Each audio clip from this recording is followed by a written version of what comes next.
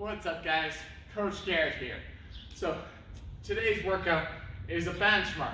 So it's a test to test your cardio, respiratory endurance and capacity. So it's going to be a series of runs paired with movements. So the first one we're going to have is 20 box jumps and then a 400-meter run. Then the second movement is going to be 20 two-handed kettlebell swings for practical, and then 20 power cleans at 95 pounds for men, 65 pounds for women. Then another 400-meter run, and then you're going to do 20 single-arm devil's presses. Tactical will use 50-pound dumbbell. These will use a 35-pound dumbbell. And then another 400-meter run. Oh, and don't forget, it's 10 each arm.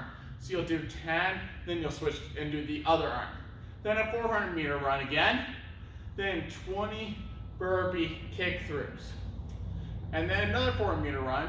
And then practical, we'll be doing 20 single-arm overhead squats. 10 each arm. Tactical, we'll do 20 front squats at 95 pounds for men, 65 pounds for women. No other 400-meter run. Then you're going to do 20 single-arm plank rows. That's going to be 10 on each side. 400-meter run. Then 20 plank pull-throughs.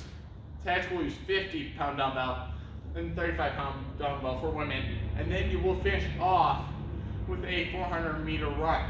So you'll get all through that. And the intent is that you get through this as quickly as you can. And then we're going to retest this again in 8 weeks.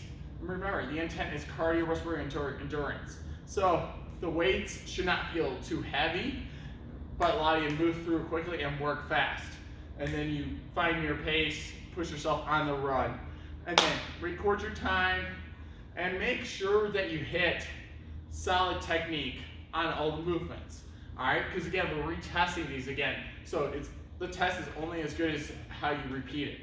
All right, so, and then here we go into the movements for the benchmark.